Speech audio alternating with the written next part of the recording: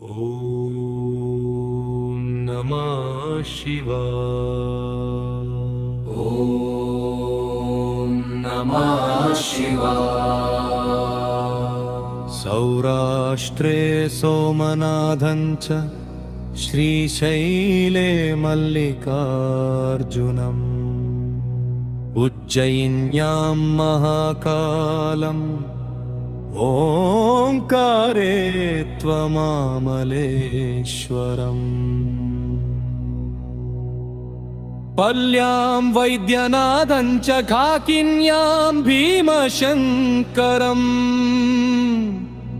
सेतुबन्धे तु रामेशं नागेशं दारुकावने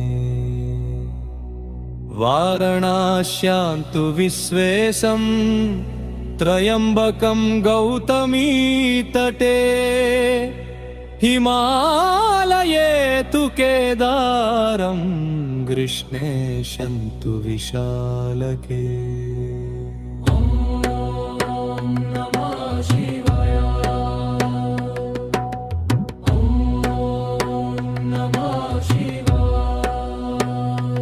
एतानि ज्योतिर्लिङ्गानि सायं प्रातः पठे नरः सप्तजन्म कृतं पापं स्मरणेन विनश्यति। सम्पूर्ण स्तोत्रम् सौराष्ट्रदेशे विशदे अतिरम्ये ज्योतिर्मयं चन्द्रकलावतंसम् भक्तप्रदानाय कृपावतीर्णं तं सोमनाथं शरणं प्रपद्ये। श्रीशैलशृङ्गे विविधप्रसङ्गे शेषाद्रिशृङ्गे अपि सदा वसन्तम् तमर्जुनं मल्लिकपूर्वमेनं नमामि संसारसमुद्रसेतुम् अवन्तिकायां विहितावतारं मुक्तिप्रदानाय च सज्जनानाम् अकालमृत्योः परिरक्षणार्थं वन्दे महाकालमहासुरेश्वरम्। कावेरिका नर्मदयोः पवित्रे समागमे सज्जनतारणाय सदैव मां धातृपुरे वसन्तम् ओंकारमीशं शिवमेकमीडे। पूर्वोत्तरे प्रज्वलिका निधाने सदा वसन्तं गिरिजासमेतं सुरासुराराधितपादपद्मं श्रीवैद्यनाथं तमहं नमामि। यङ्दाकिनी शाकिनिका समाजे निषेव्यमाणं पिशितासनैश्च सदैव भीमादिपदप्रसिद्धं तं शङ्करं भक्तहृतं नमामि। शीताम्रपर्णिजलराशियोगे निबध्य सेतुं विशिखैरसंख्यैः श्रीरामचन्द्रेण समर्पितं तं रामेश्वराख्यं नियतं नमामि।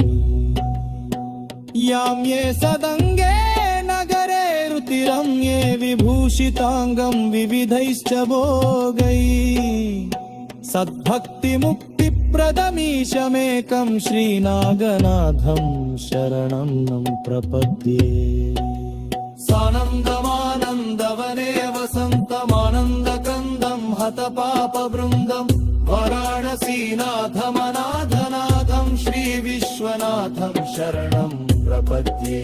सह्याद्रिशीर्षे विमले वसन्तं गोदावरीतीरपवित्रदेशे यद्दर्शनात् पातकं पाशुनाशं प्रयाति तं त्र्यम्बकमीशमीरे। महाद्रिपार्श्वे च तटे रमन्तं सम्पूज्यमानं सततं मुनीन्द्रैः सुरासुरैरिक्षमहोरगाद्यै केदारमीशं शिवमेकमीरे।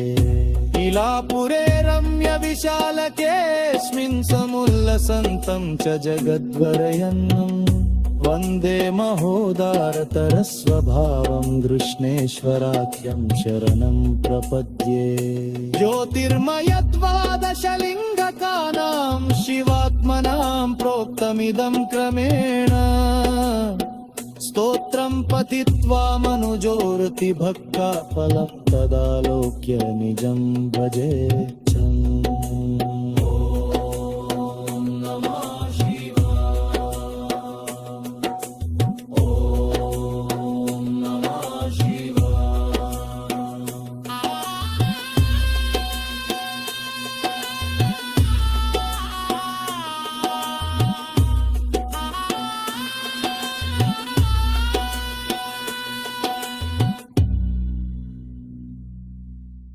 Thanks for watching. వీడియో నచ్చితే లైక్ చేసి షేర్ చేసి కామెంట్ చేయండి. ఛానల్ని సబ్స్క్రైబ్ చేసుకోండి. మరిన్ని అప్డేట్స్ కోసం బెల్ ఐకాన్ ట్యాప్ చేయండి. ఛానల్ని సపోర్ట్ చేయండి. Thank you so much. Bye bye. Have a good day.